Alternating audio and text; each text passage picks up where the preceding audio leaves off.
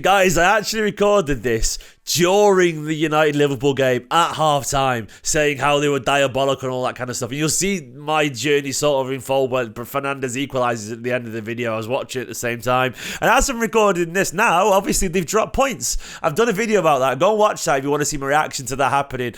But of course, this was filmed without the context of us being that much closer. Just 1 point in it. So everything is about the game. But, take that in, knowing what you know now. That City are still alive here. Anyway, on to the video. Hey guys, it's Stephen here, back with another video. The day after Manchester City's 4-2 victory away at Selhurst Park, Crystal Palace. It felt nice, didn't it? It felt really nice. I'm also recording in the middle of Man United Liverpool. They're so bad. They're so bad. There's absolutely zero chance of them getting anything. Hopefully, though, it's only 1-0 as it currently stands, but you probably know the full-time scores you're watching this. They are diabolical. But still, maybe they've done us a favour. Who knows? We will see. But anyway, yeah, we're going to talk about 5 things that we learned from this game today, from yesterday's game today, because it was a really fun game of football. Not perfect, no, but entertaining, absolutely. And there was loads of talking points and loads of narratives. A couple of things, a couple of bits of housekeeping before I get into this. There is a new competition up over on Football Prizes. It's a very exciting competition. And a reminder, yet again, of Manchester City standing in world football. We've got another Champions League mammoth game on the horizon. We've got City versus Real Madrid. If you want 2 hospitality tickets for the Etihad Stadium game, head to Football Prizes right now and enter that competition. For the grand total of £1.95, you could live a life of luxury as you witness some of the best players in world football do their thing, and hopefully another Guardiola masterclass against Real Madrid. There's also a signed Jack Grealish shirt up for grabs as well as a low odds draw instant win prize. So fingers crossed one of you guys can win that. Head to the description below, click the link and enter. And finally, please do me a massive favour, give the video a like. It does help support this channel. Subscribe if you are new to this channel as well. It is worth it, I promise you. And finally, let's get into the video, shall we? The first thing I want to talk about, the only thing I can talk about, I guess, is that man, Kevin De Bruyne. Kev absolutely does reign, doesn't he? Look. Slight confession. I tweeted after the Foden masterclass the other day that I felt like we'd just seen the succession. I said, sorry, Kev, but Phil has to play central now. That wasn't a call for Kev to be dropped from that role. Not at all. Guardiola needed to fix it. Maybe he needed to find a way to make him work. But all I'm saying is, like, we've seen the successor here. But as much as Phil may be the king heir, he's still the heir to the throne. He's still the prince because Kev reigns. That is the king in action. An absolute masterclass from Kevin De Bruyne at one of the typically hardest places to go away from home in the league. Kev reigns supreme. Seriously, anytime we think maybe his age is catching up to him, he has a performance like that to show his undoubted quality. Warming up, hopefully, for another Madrid masterclass. Yeah, the quality of those goals. Right foot, when we needed that goal, when we needed a big response, given the fact that we hadn't been perfect. Top corner, inside of the area, an absolute rocket, so satisfying. Of course, then an assist for Erling Haaland. Standard Kevin De Bruyne, only a tap-in, but he still manages to make these perfect assists for the strikers, doesn't he? And then, of course, the left-footed shot, once again inside the area, but the power, the precision, it did actually remind me a little bit of that Real Madrid strike last season. Of course, nowhere near as far out, not as important, but the similarities, the power in that foot, the drive, just lovely, lovely stuff from a world-class player. While Phil Foden may be set to take his crown in the future, there's no doubt whatsoever for me that Kevin De Bruyne has got plenty of stories to tell left in a Manchester City shirt. And he was very honest after the game as well about how, he was very kind of nostalgic, which was interesting. He talks like a man who realises the time may be running out slowly on his football career. Obviously, he's got a few years left yet.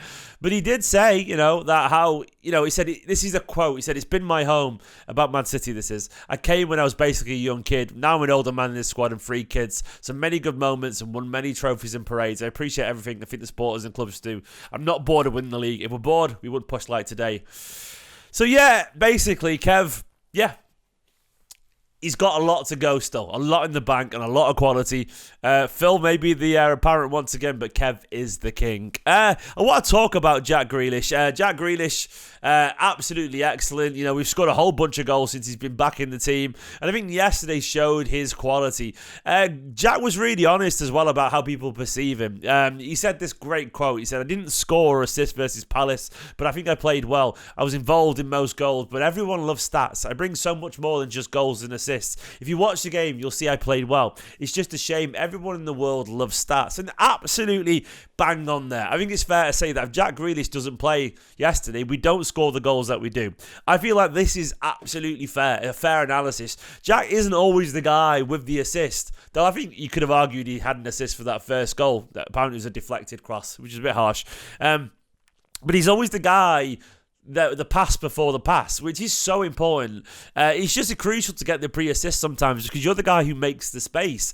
And Jack Grealish has this incredible, crucial ability to draw people towards him and sort of slow the tempo down to the point where he allows everyone to press forward. And because he draws people in, and he does draw people in, he has this magnetism. He's got such an incredible ability just to play. I'm not saying it's a 20-yard pass, but he plays the right 10-yard pass just to someone in the area who can then cut it back, or just to someone at the edge of the area who can then get a shot away. Jack's very good at drawing people in and knowing when to pick a pass. And you can't deny that that's such a big part of what makes Manchester City tick. It is. You look at our best performances over the last couple of years, and Jack's been involved in them.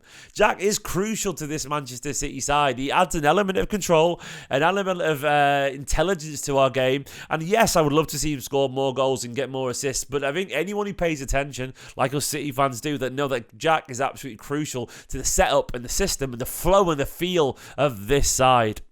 Likewise, Rico has an incredible value to this side right now. Rico Lewis has come back into the side, of course, due to injuries. You know, Stones, of course, injured. Kyle Walker injured.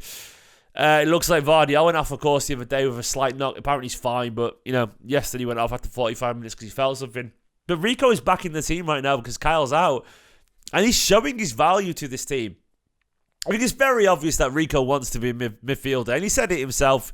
He came out after the game and talked about how he does see himself there potentially in the future. And let me try and find the quotes once again from Rico Lewis. He said, I enjoy playing in midfield the most. As a kid, you want to get goals and assists. That's what you see on TV. That's what I want to be in the future. But the manager decides where I'm most effective. He will be a midfielder because it's really obvious to me. And what I love to see, by the way, I love to see the sort of CFA supremacy. The times when, like, Bob Foden and Rico Lewis on the pitch, they literally look the most comfortable, surrounded by superstars in tight spaces. They are so good at this. They are so good at just controlling and keeping the ball. It doesn't matter how many players around them. They look utterly comfortable in their own skin. And this is where Rico Lewis continues to impress, in my personal opinion. I think it's really obvious that Rico wants to be a midfielder, and you can see why. He's way more creative than people realise. He's got this uncanny knack of just drifting between people, playing 1-2, pirouetting on the ball.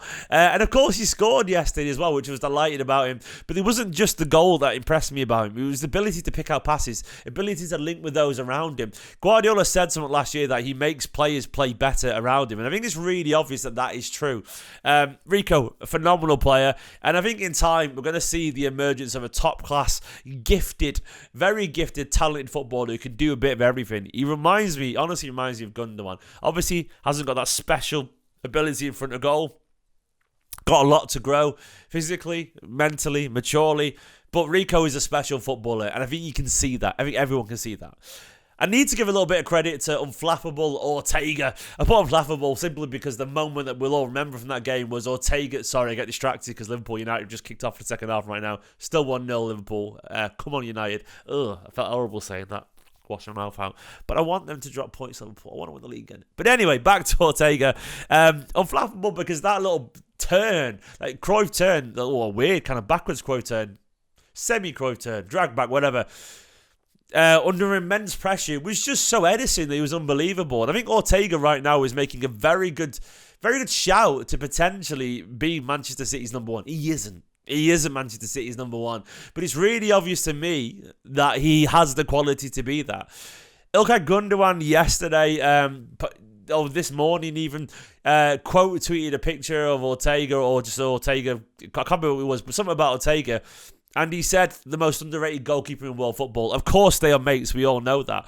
But it's really obvious to me that Ortega actually probably is the most underrated goalkeeper in the world. And I think right now, Ederson might sit on the bench for a few games. He might be straight back into the team. I don't know. But it's very obvious that Ortega is more than good enough to be Manchester City's number one. He is. Will he be? I don't know. But I'm so comfortable with him there. And I think we're finally seeing that challenge and that pressure be applied, you know. And it's good for him. It's good for Ederson. It's good for all of us. Finally, the last thing I want to talk about, which is important to acknowledge. Oh, Rashford went down the left wing, then nothing happened. 47 minutes in, by the way, if you're watching back, going, what was he watching at the time? Rashford did nothing. Of course he didn't. The last thing we should acknowledge is that we are there. Guardiola talks about it all the time. He talks about the need just to be there in April, May. Be around the top, you know. Be present when the games come thick and fast at the end, because that's when you've got a chance to win. As it currently stands, with Liverpool 1-0 up, we are 3 points behind at the top of the table with 7 games left. It's a big gap, but it's not an insurmountable gap. I don't know if we'll win, but the importance of being there is not just about potentially winning that trophy. It's about keeping sharp and keeping focus. And it is impressive, in my opinion, that we're there in the latter stages of the Premier League title race, the Champions League, the FA Cup. Again, despite everything that we've done, it's really impressive. Grealish was very honest after the game how last season took an awful lot out of this City side, and you know, him mentally in particular, because it was so draining. And to find the motivation to go again, it's not for a lack of want, but it's very hard because it's an awful lot. And he also mentioned how actually watching the documentary, I sort of got him emotional and made him appreciate what he's got in front of him. So maybe, who knows, maybe the more watching that again will remind them just of how blessed they are, and that maybe they can go again. But we are there, and that is important. Keep being there. I would be upset to lose a league, but I wouldn't mind to lose a league this year because we've been so good. I would not hold it against these players. But I want them to be there for the last 2 or 3 games of the title race, because that is important, because it keeps us sharp, it keeps us focused, and it keeps us in the right frame for, hopefully, the Champions League and the FA Cup too. Guys, it's been a really wonderful couple of games for Manchester City. Goals, entertainment, assists, creativity, and there's loads to talk about. Kev's reign, crucial Jack, Rico's value in this team, unflappable Ortega. Fernandes has just scored as I'm doing this. I don't know what's happened, but I've seen him celebrating. Let me see what's going on, you know. I think Quansah's made a mistake by the look of the camera on him. Let's see what happened here. Well, who knows? Maybe we are there. So Liverpool back down at 71 points, I think. Let's see what happened here. Fernandes, I was just slagging him off at half-time. Let me see this goal. Of course, you're watching this back. You probably know the final score, but I want to see what happens here, man. I want to see what happens with this goal. God, they don't give the replay a time soon, do they? So, Quansah has given the ball away straight to Bruno Fernandes, who's just scored from 40 yards. Ridiculous. The edge of the halfway line, I mean, it's a good finish, but terrible from the young lad Quansah. Anyway, this is the end of the video. Hopefully, as you're watching this, City are only 1 point off the top of the table. That'd be nice, isn't it? For now, like, subscribe, check out the Football Prizes competition. City Real Madrid, 2 hospitality tickets. What more could you ask as a Manchester City fan? For now, though, love you all loads. Subscribe in a bit. Come on, you Blues.